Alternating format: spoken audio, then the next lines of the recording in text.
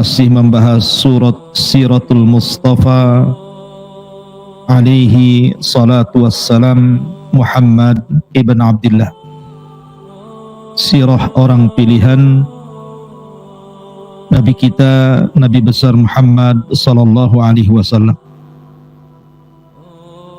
Dan kemarin kita sudah sampai kepada menceritakan pernikahan Nabi sallallahu alaihi wasallam dengan Sayyidatu Nisa'il Alamin, pemimpinnya para wanita kelak di sorga, Khadijah bintu Khuwailid radhiyallahu anha. Jadi setelah Nabi sallallahu alaihi wasallam menikah dengan Khadijah, maka seluruh kekayaan Khadijah diserahkan kepada Nabi sallallahu alaihi wasallam. Artinya betul-betul Khadijah melepaskan seluruh beban dunia dan fokus menjadi ibu rumah tangga bagi Nabi sallallahu alaihi wasallam dan tidak disibukkan dengan karirnya. Karena ketika itu Nabi sallallahu alaihi wasallam banyak dianugerahi keturunan. 4 dari wanita dan 2 dari laki-laki. Maksudnya dari rahim Khadijah. Pertama Zainab, yang kedua Ruqayyah, yang ketiga Ummu Kulthum, dan yang keempat Fatimah bintu Rasulullah sallallahu alaihi wasallam radhiyallahu anhunna. Kemudian anak laki-laki yang pertama Qasim dan meninggal di waktu kecil. Kemudian yang kedua Abdullah atau disebut dengan At-Tayyib. Ada yang mengatakan 3 dari putra Khadijah, ada yang mengatakan 2. Tetapi semua anak laki-laki Rasul meninggal di waktu bayi. Sampai pun ketika kelahiran Ibrahim putra Maryah Qibtiyah pun tidak sampai 2 tahun usianya sudah meninggal. Artinya tidak ada yang hidup dari turunan Rasul yang laki-laki. Semua yang hidup itu perempuan, dan Rasul menyaksikan pernikahan mereka. Baik pernikahan Zainab dengan Abul As ibn Rabi, kemudian pernikahan Ruqayyah dan Ummu Kulthum dengan kedua putra Abu Lahab, kemudian diceraikan keduanya dan dinikahi oleh Utsman ibn Affan radhiyallahu an, ataupun pernikahan Fatimah dengan Ali radhiyallahu an. Karena seluruh anak-anak Rasul itu meninggal sebelum Nabi. Zainab meninggal, Nabi masih hidup. Ruqayyah meninggal, Nabi masih hidup. Kemudian juga Ummu Kulthum meninggal, Nabi juga masih hidup, kecuali Fatimah. Fatimah itu meninggal setelah Rasul meninggal 6 bulan setelahnya. Karena sudah dihabarkan saat detik wafatnya Rasul, kata Fatimah, Rasul membisikkan kepadaku bahwa aku orang pertama yang akan menyusul dia dari keluarganya. Makanya sepeninggal Rasul 6 bulan setelahnya Fatimah meninggal. Artinya semua putra Rasul meninggal sejak kecil, tapi anak perempuannya meninggal ketika sudah berumah tangga semuanya. Ma'asyiral muslimin yang dimuliakan Allah Azza wa Jalla, sebab inilah maka Khadijah betul-betul menjadi ibu rumah tangga karena anak-anaknya banyak. Dia harus mengurus anak-anaknya, dan seluruh kekayaan Khadijah dan bisnisnya betul-betul diserahkan kepada Rasul. Jadi Rasul yang mengelola seluruh bisnis Khadijah, karena percaya Khadijah menyerahkan harta kepada Rasul. Tidak tahu kalau posisi Rasul digantikan antum, nggak tahu Khadijah percaya tuh. Itu ya. Ma'asyiral muslimin yang dimuliakan Allah Azza wa Jalla. Karena banyak di zaman sekarang kalau menikah dengan janda kaya itu sebelum menikah sudah main notaris. Ini punya saya, jangan diganggu gugat. Yang itu punya kamu, ambil sana. Intinya bahwa Nabi SAW mulai memainkan menjadi seorang peniaga handal dan ulu. Disinilah Nabi SAW banyak kenal para pedagang-pedagang Arab seperti Abu Bakar, Uthman, Abdurrahman bin Auf, Zubair, dan banyak sekali para peniaga hebat di zaman itu yang kemudian akhirnya berkawan dengan Rasul. Walaupun demikian, Nabi SAW masih tetap diberikan julukan oleh orang-orang Quraisy itu Shadiqul Amin. Jadi walaupun Nabi sudah menikah dengan Khadijah dan sibuk dengan perniagaan, dia masih tetap menerima titipan barang. Jadi orang-orang Quraisy itu yang pergi takut uangnya hilang dititipkan di rumah Nabi, dititipkan di rumah Nabi, dan begitu seterusnya. Bahkan sampai diangkat jadi Nabi pun sama. Seolah-olah di tengah-tengah Quraisy itu Nabi membuat bank syariah pertama dalam Islam, tempat penitipan barang wadaah. Ma'asyiral muslimin yang dimuliakan Allah Azza wa Jalla, sampai ketika usianya mendekati 40 tahun, 37 tahun kurang lebih seperti itu, Nabi SAW mulai bosan dengan dunia, bosan dengan berniaga, karena melihat orang-orang Quraisy itu semakin hari semakin bejat, semakin hari semakin buruk kondisinya. Tradisi-tradisi jahiliyah itu makin menyebar merajalela, mulai dari penyembahan kepada berhala, minum khamr, perzinahan, perjudian, dan yang semacamnya. Maka fitrah Nabi SAW menolak. Dari situ Nabi SAW yuhibbu tahannut, mulai suka menyendiri.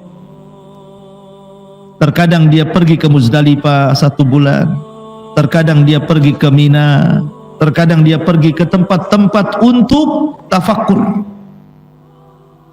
Sampai ketika usianya di usia 39 tahun 6 bulan, 39 tahun 6 bulan, disitulah Nabi SAW dikejutkan dengan mimpi kafalaki subhi.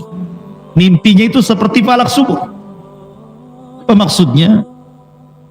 Artinya selama 6 bulan sebelum Rasul diangkat jadi Nabi itu selalu mimpi malamnya. Anehnya malamnya mimpi, besoknya kenyataan mimpinya.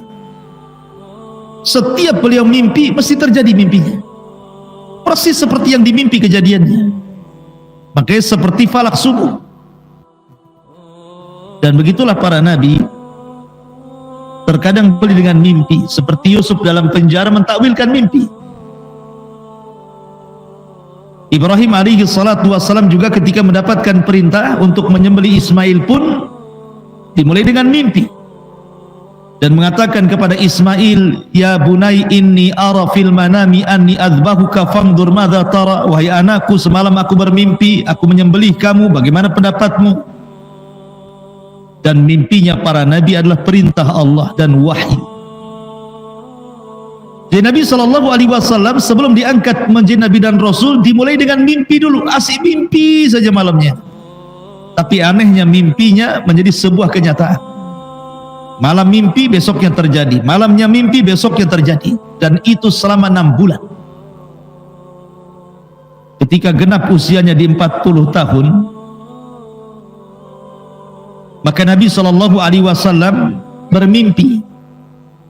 Dalam mimpinya didatangi oleh seseorang jelmaan dari malaikat, kemudian membacakan ayat Al-Quran di dalam sebuah gua. Maka rupanya mimpi ini menjadi sebuah kenyataan. Tepat di usia 40 tahun Allah Subhanahu wa taala memberikan nikmat kepada Rasul, nikmat yang sangat besar. Nikmatun nubuwwati war risalah, nikmatun nubuwwati war risalati. Nikmat kenabian dan nikmat risalah. Jadi ketika Nabi SAW di usia 40 tahun, kenapa Allah pilih 40 tahun?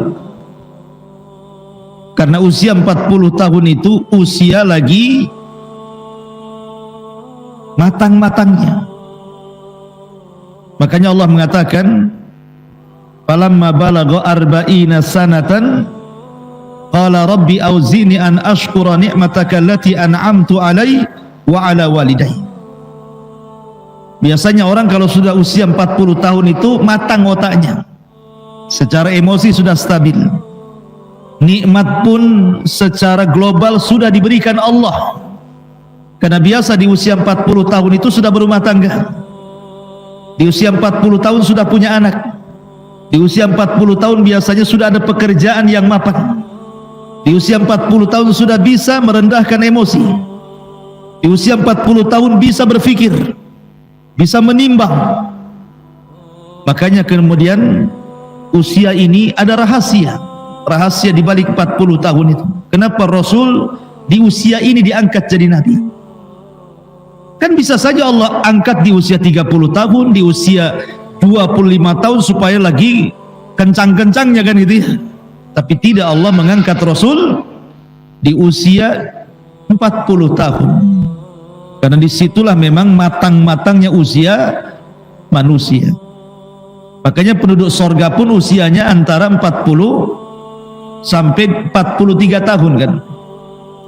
Sama dengan Nabi Isa bin Maryam ketika diangkat usianya berapa? 43 tahun. 33 tahun afwan.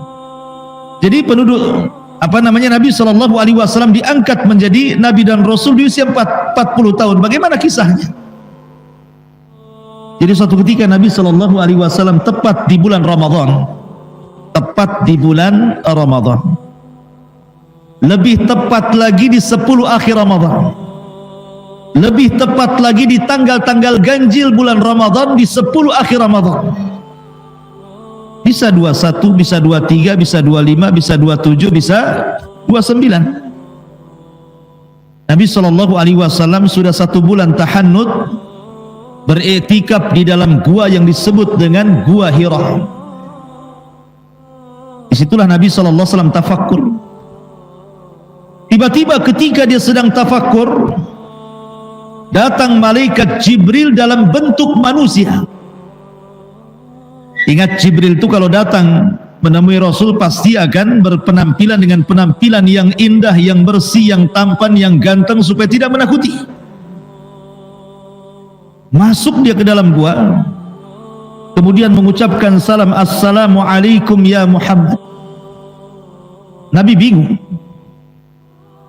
karena Nabi tidak kenal dia. Layaknya antum kalau ketemu kawan, kemudian salaman, assalamualaikum, salaman, kemudian antum pelukan. Maka Jibril tiba-tiba setelah salaman memeluk Nabi SAW dengan sangat erat sekali.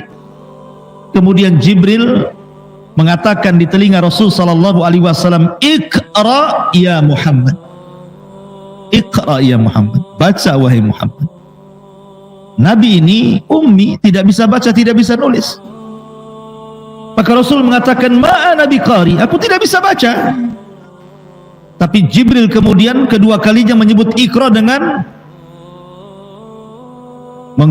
mengeraskan lagi pelukannya dan mengatakan, Iqra ya Muhammad.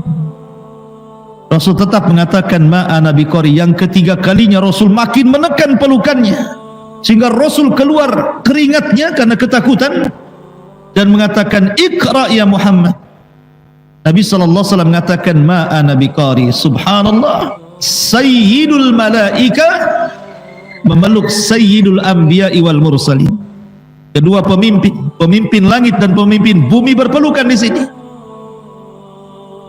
Pemimpin para malaikat Jibril, Sayyidul Malaika, dan pemimpin para nabi, pemimpin para rasul, bahkan pemimpin manusia adalah Nabi SAW. Dua pemimpin sedang berpelukan. Sangat indah sekali. 3 kali Jibril mengatakan Iqra, dan Rasul 3 kali pula mengatakan ma'ana biqari, ma'ana biqari.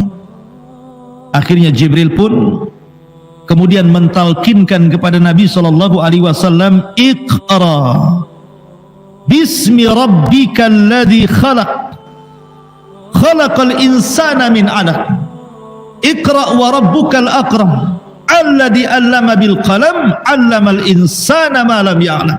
5 ayat dalam surah Al-Alaq.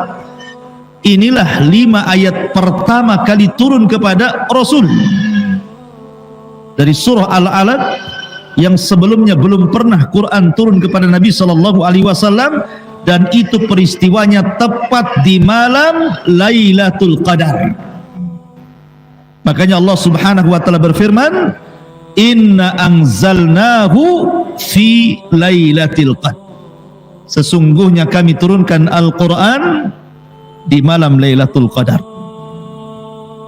Ada yang mengatakan maksudnya turunnya Al-Quran di malam Lailatul Qadar itu maksudnya secara jumlah keseluruhan 30 juz dari Lauhil Mahfud ke Baitul Uzza di langit pertama. Tapi ada juga yang mengatakan bahwa yang dimaksud awal mula turun Quran surah Al-Alaq itu di malam Lailatul Qadar. Adapun ayat-ayat yang lain ya disesuaikan dengan peristiwa dan kejadian. Tapi yang pertama kali turun kepada Rasul di malam Lailatul Qadar. Makanya Allah Subhanahu wa taala mengatakan syahrul ramadhan alladzi unzila fihil Qur'an. Bulan Ramadan itu bulan diturunkan Al-Qur'an, dan lebih khusus lagi malam Lailatul Qadar. Karena malam Lailatul Qadar itu malam Lailatul Mubarak, malam yang penuh dengan berkah. Ma'asyiral muslimin yang dimuliakan Allah Azza wa Jalla. Maka Nabi sallallahu alaihi wasallam ketika kemudian Jibril membacakan kalimat Iqra, Iqra bismi rabbikal ladzi khalaq, Rasul ikut-ikut membaca Iqra bismi rabbikal ladzi khalaq, khalaqal insana min 'alaq. Maka Rasul cepat-cepat mengikuti gerakan Jibril. Maka Allah Subhanahu wa taala memerintahkan Rasul untuk tidak mengikuti ucapan Jibril, la tuharrik bihi lisanaka lita'jala bi. Jangan kau tergesa-gesa, dengarkan saja gitu. Enggak usah mengikuti Jibril, satu ayat kau ikut satu ayat karena takut lupa. Karena Allah Subhanahu wa taala kumpulkan Al-Qur'an itu ke dada Nabi sallallahu alaihi wasallam. La tuharrik bihi lisanaka lita'jala bi inna jama'na 'alaika Qur'ana. Ma'asyiral muslimin yang dimuliakan Allah Subhanahu wa taala. Setelah turun surah Al-Alaq 5 ayat pertama ini, resmilah Rasul diberikan SK dan didaulat menjadi seorang nabi. Nubbi'a bil Iqra wa ursila bil Mudaththir. Maka dia diangkat menjadi nabi dengan turunnya surah Iqra atau Al-Alaq. Setelah kejadian ini, Nabi sallallahu alaihi wasallam ketakutan manusiawi. Berada di dalam gua sendirian, tiba-tiba dikejutkan oleh seseorang, tiba-tiba kemudian mengajarkan surah Al-Alaq kepada Rasul dan memaksa untuk diikuti dan dibaca gitu ya. Maka Nabi sallallahu alaihi wasallam pulang dalam kondisi ketakutan. Dia datang kepada Khadijah bintu Khuwailid radhiyallahu anha. Kemudian mengatakan kepada Khadijah, "Ya Khadijah, ya Khadijah, zammiluni zammiluni." Wahai Khadijah, selimuti aku, wahai Khadijah, selimuti aku. Maka Khadijah pun kemudian menyelimuti Nabi sallallahu alaihi wasallam setelah peristiwa itu. Kemudian Khadijah memberikan ketenangan kepada Nabi sallallahu alaihi wasallam karena begini, coba kondisinya berada di atas ketinggian. Gua Hira itu kan di atas bukit, Mekah di bawah. Dia di atas bukit. Dari gua itu nampak Mekah. Tidak ada orang, tiba-tiba muncul orang itu pergi dan datang dan pergi tidak diketahui. Tiba-tiba kemudian hilang begitu saja ya. Maka wajar Rasulullah SAW takut, sehingga kemudian berpikir apakah dia itu jin ataukah dia malaikat ataukah dia makhluk apa gitu ya. Wajar Nabi SAW takut jadinya ya. Akhirnya kemudian dia pun datang menemui Khadijah dengan menggigil untuk diselimuti. Khadijah ingin menenangkan Nabi SAW dan mengatakan, kalla wallah ma yuhzikallahu abada. Wahai suamiku, peristiwa ini jangan kau pikirkan. Ini bukan peristiwa yang akan menghinakan dirimu. Bahkan peristiwa ini demi Allah, Allah tidak mungkin menghinakan dirimu. Kamu ini orang baik. Innaka latasilur rahim, kamu orang yang menyambung silaturahim. Wa tahmilul kal, menanggung beban orang-orang. Wa taqsibul ma'dum, membantu orang yang kesusahan. Wa taqri dhaifa, membantu memuliakan tamu-tamu. Wa tu'inu ala nawabi'il haq, dan engkau senantiasa membela kebenaran. Engkau orang baik, tidak mungkin kamu ini peristiwa ini menghinakan dirimu, wahai suamiku. Jadi Khadijah memberikan ketenangan kepada Rasul dengan cara menyelimuti Rasul, kemudian masuk dalam selimut, kemudian dihiburnya Nabi SAW sampai Rasul tenang. Cukup sampai di sini? Tidak. Khadijah ingin memastikan kepada Rasul peristiwa ini kepada saudaranya Waraqah ibn Naufal. Maka berangkatlah Khadijah dengan Nabi SAW menuju Waraqah ibn Naufal. Waraqah ibn Naufal ini seorang Hanif yang mengikuti ajaran Ibrahim alaihi salatu wassalam, dan dia masuk agama Nasrani dan memperdalam Nasrani sehingga dia tahu, paham tentang kenasranian. La Khadijah membawa Rasul menghadap Waraqah untuk mengkonsultasikan peristiwa itu. Datanglah Nabi SAW kepada Waraqah ibn Naufal dan juga Khadijah. Kemudian mulailah bercerita tentang peristiwa ini. Rasul menceritakan kondisi mulai dari sering mimpi, kemudian mimpinya seperti falak subuh, kemudian sampai dia tahannut di gua, tiba-tiba datang orang kemudian membaca surah Iqra bismi rabbikal ladzi khalaq, khalaqal insana min 'alaq, Iqra wa rabbukal akram alladzi 'allama bil qalam 'allamal insana ma lam ya'lam. Ketika Rasul membaca 5 ayat surah Al-Alaq, tiba-tiba Waraqah ibn Naufal menangis. Kemudian Rasul mengatakan, kenapa saudaramu menangis wahai Khadijah? Kata Khadijah, biarkan saja, nanti dia akan mendatangkan dengan kabar yang telah terjadi dengan. Maka tiba-tiba kemudian Waraqah ibn Naufal mengatakan, wahai ibna ammi, wahai anak pamanku, maksudnya Khadijah, ya, sesungguhnya suamimu ini, maksudnya Nabi SAW, dia akan diangkat menjadi nabi. Dia akan diangkat menjadi nabi. Dan kelak kalau Allah Subhanahu wa taala sudah mengangkat dia jadi rasul, maka dia akan dikeluarkan oleh kaumnya.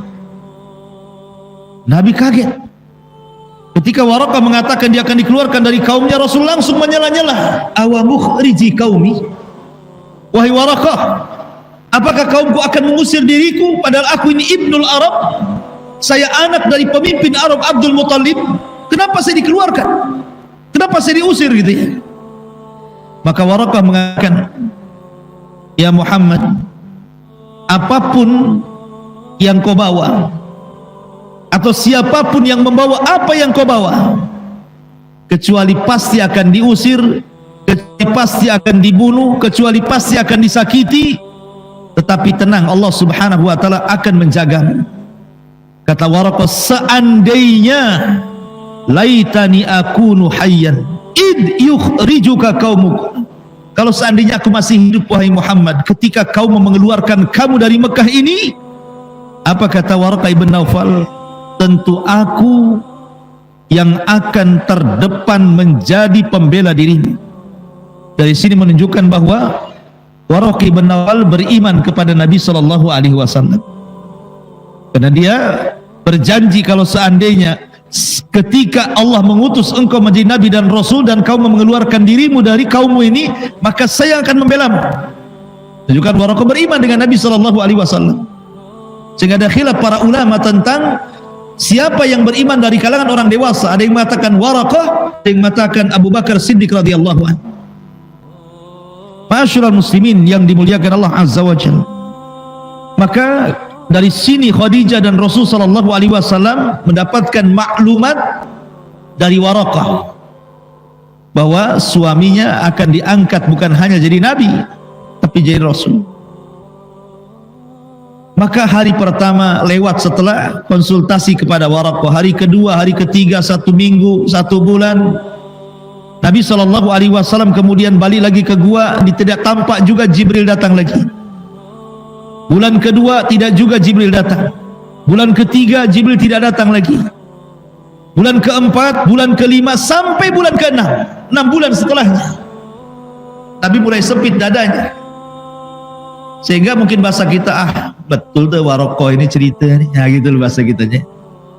Jangan-jangan dia buat cerita saja kata. Karena Jibril cuma 1 kali, habis itu datang lagi, sesak dada Nabi. Sampai ada dalam sebuah asar itu, saking sesaknya dada Nabi, Nabi sampai naik ke atas bukit dan hampir bunuh diri. Karena dia merasa, apakah saya ini gila? Apakah yang datang kepada saya ini jin? Apakah setan gitu ya? Karena nggak datang lagi 1 kali aja masalahnya. Tetapi riwayat asar tentang Rasul akan terjun dan bunuh diri, ya sebagian ulama juga ada yang mengkritik, tidak benar kisah itu. Tapi ada juga yang menetapkan karena ada asar.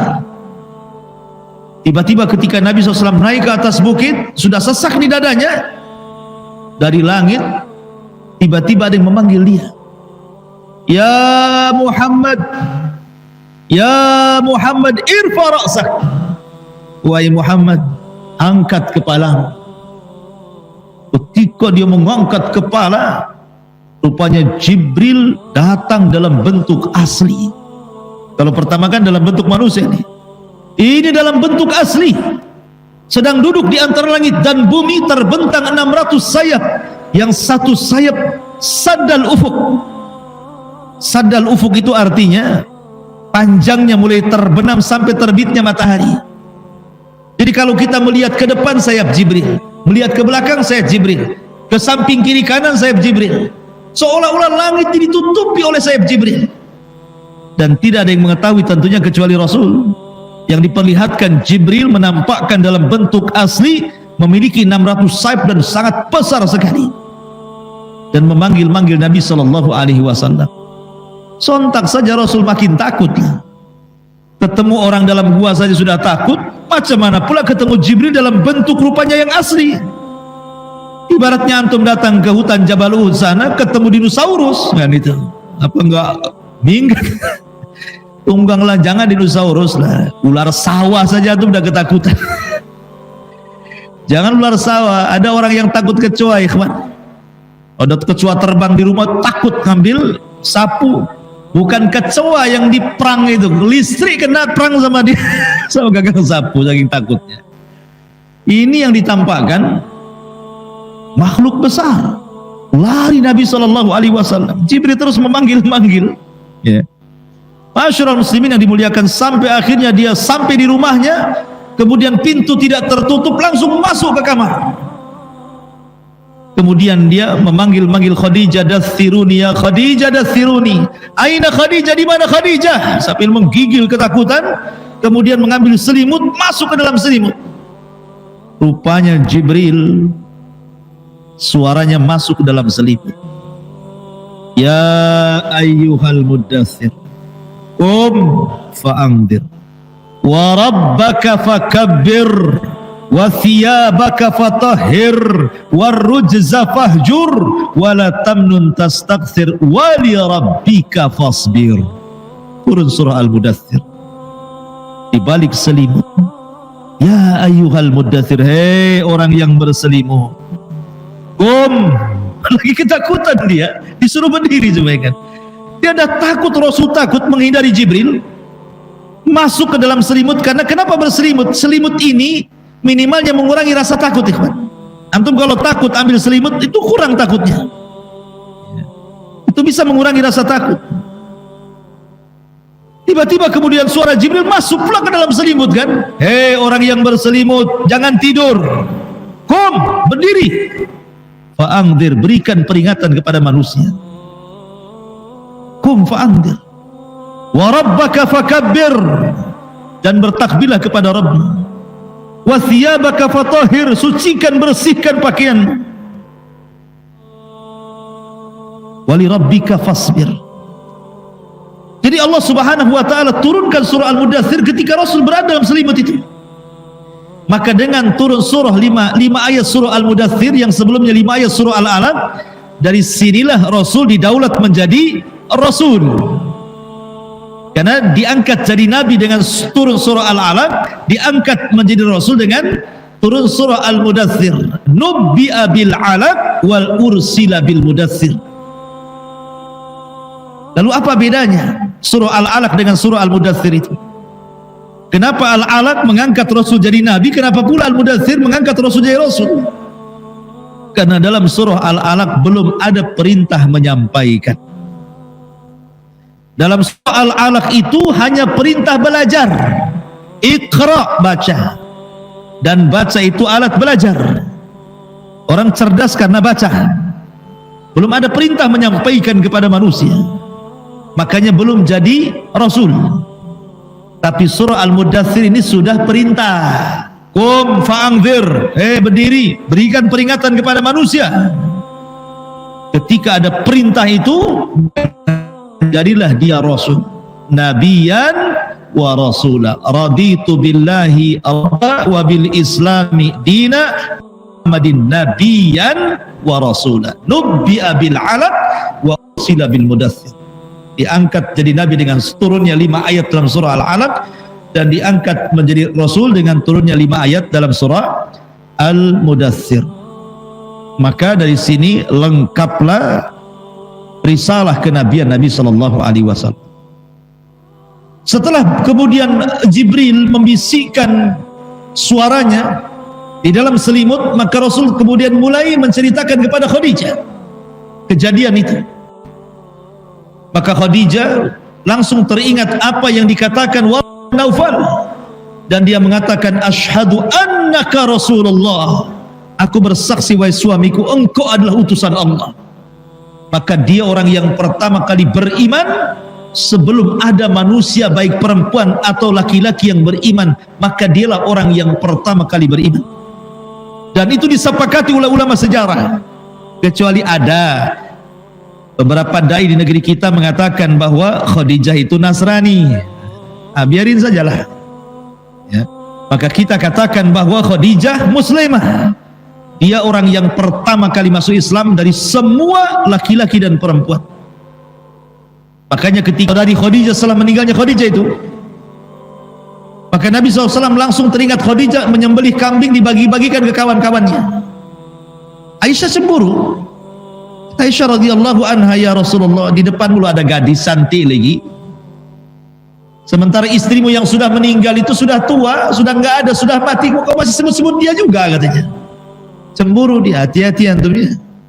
Antum kalau pernah beristri kemudian meninggal pula istri antum, jangan diaminkan.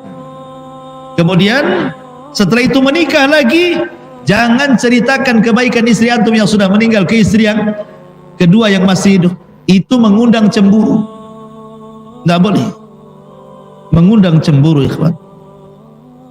Karena terkadang ya kita harus juga memberikan perasaan yang baik juga ya. Lihat Aisyah saja cemburu. Makanya ada satu kisah. Ada seorang suami itu cinta sekali sama istrinya, cinta mati. Cinta mati. Allah takdirkan tidak punya anak. Kata istrinya, bang, nikah lagi lah bang. Kata suaminya, tidak mau. Abang ini tidak punya laki-laki lain kecuali hanya dirimu yang kusayang. Nggak ada lagi cinta sejati kecuali untuk. Sudah jangan cerita nikah lagi, nikah lagi. Akhirnya terus sudah lama bertahun-tahun tidak punya anak juga. Istrinya mendorong seperti ini nikah lagi, tapi suaminya jawabannya sama. Rupanya istrinya ini terkena penyakit kanker. Masuklah rumah sakit. Karena saking sayangnya dengan istrinya, sampai rela dia tidak bekerja. Dia tunggu istri di samping istrinya di rumah sakit, dan pekerjaan dibawa ke rumah sakit, laptopnya dibawa ke rumah sakit. Saking tidak mau pisah dengan istrinya.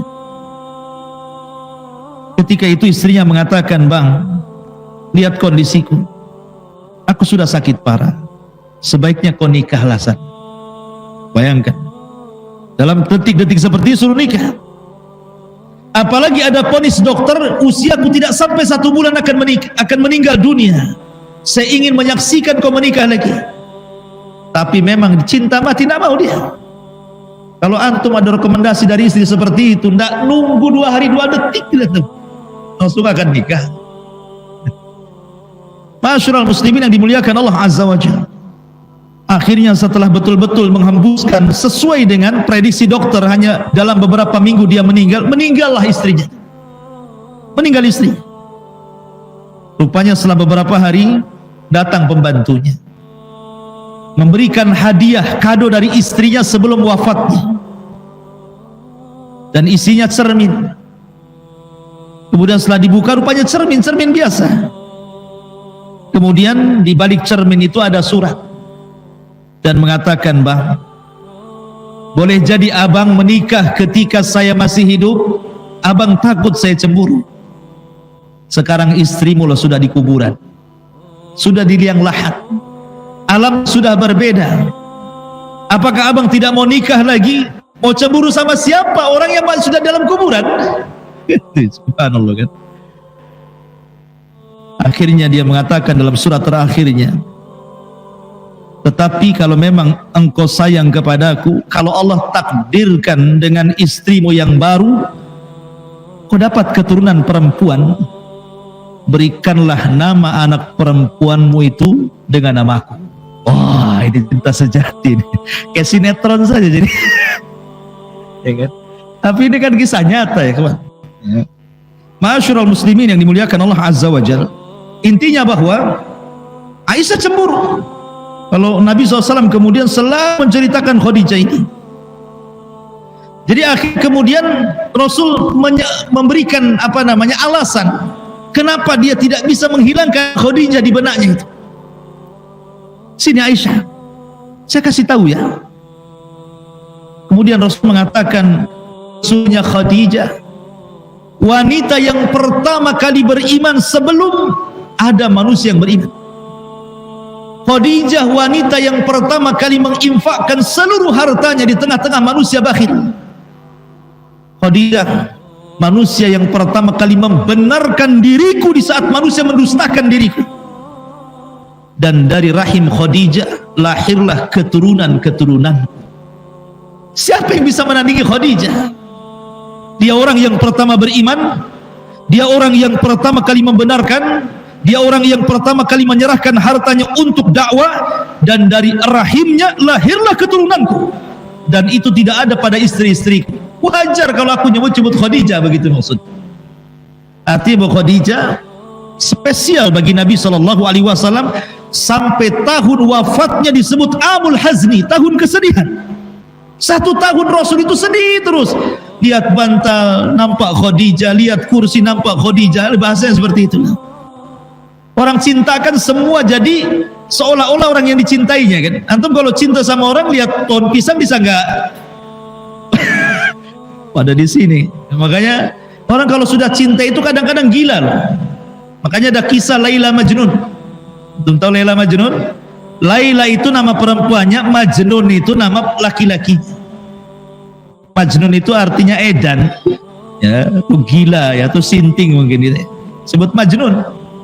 Saking cintanya dengan Laila jadi Majnun dia, jadi gila dia. Senang Majnun ini. Kenapa?